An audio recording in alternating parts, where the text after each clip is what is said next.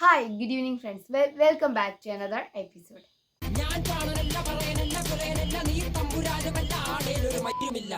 ഈ ചിത്രം നിങ്ങൾ മലയാളികൾ നാലാൾ കൂടുന്നിടത്തൊക്കെ ഇന്ന് ചർച്ചയാവുന്ന ഈ ചിത്രം, യെസ്, വേടന്റെ ചിത്രം, ഹിരൺദാസ് മുരളിയുടെ ചിത്രം.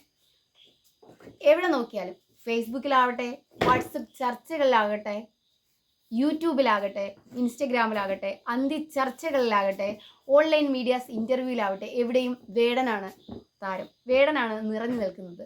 കേരളത്തിലെ പുതിയ ട്രെൻഡ് സെക്ടറായി മാറിയിട്ടുണ്ട് വേടൻ.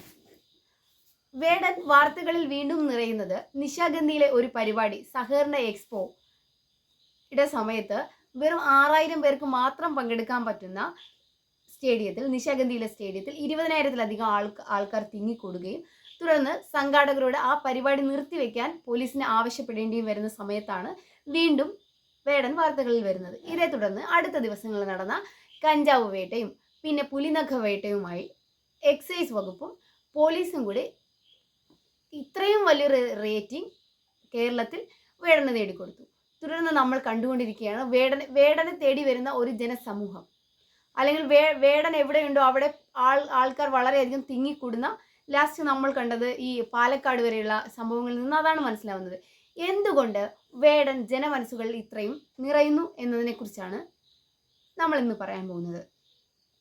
ഞാൻ പാണനല്ല, പറയനല്ല, പുലയനല്ല, നീ തമ്പുരാനുമല്ല, ആണേൽ ഒരു ചുക്കുമല്ല എന്ന് സത്യസന്ധമായി വിളിച്ചു പറയാൻ, ഒരു രാഷ്ട്രീയ ബോധവും ഇല്ലാതെ സത്യസന്ധമായി ഒരു രാഷ്ട്രീയത്തിനും ഒരു ഇതിന് അതീതമായിട്ട് വിളിച്ചു പറയാൻ കാണിച്ച ആ ചങ്കുറ്റത്തിനെയാണ് ഒരുപക്ഷെ മലയാളികൾ ഇഷ്ടപ്പെടുന്നത്. വേടൻ വേട്ടയാടപ്പെടുകയാണ്. ശശികല ടീച്ചർ വേടനെ കുറിച്ച് പറഞ്ഞ ഈ സ്റ്റേറ്റ്മെന്റ് നിങ്ങൾ എല്ലാവരും കേട്ടിട്ടുണ്ടാവും. സമാജം അപമാനിക്കപ്പെട്ടതെങ്കിൽ ഇന്ന് വേടന്മാരുടെ തുണിയില്ലാച്ചാട്ടങ്ങൾക്ക് മുമ്പിലാണ് ആ സമാജം അപമാനിക്കപ്പെടുന്നത്. വേടന്റെ റാപ്പിനെ തുണിയില്ലാച്ചാട്ടം എന്ന് വിശേഷിപ്പിക്കുന്നു.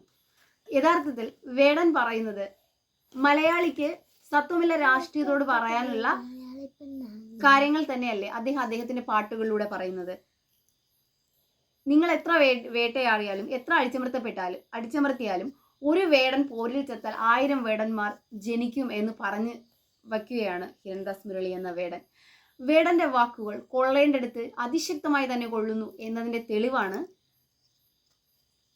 ഈ കാണുന്ന കോലാഹലങ്ങളും പ്രശ്നങ്ങളും ഒക്കെ. അതോടൊപ്പം തന്നെ ജനഹൃദയങ്ങളെ വല്ലാത്തൊരു ആഴത്തിൽ പിടിച്ചിരുത്താൻ വേടന്റെ സാഹിത്യത്തിന് കഴിയുന്നു എന്നുള്ളത് ചെറിയ കാര്യമല്ല. അതായത് വലുതും ചെറുതും ഇടത്തരവും എല്ലാതരം ആൾക്കാരെയും വേടന്റെ കവിതകൾക്ക് സ്വാധീനിക്കാനായിട്ടുണ്ട്.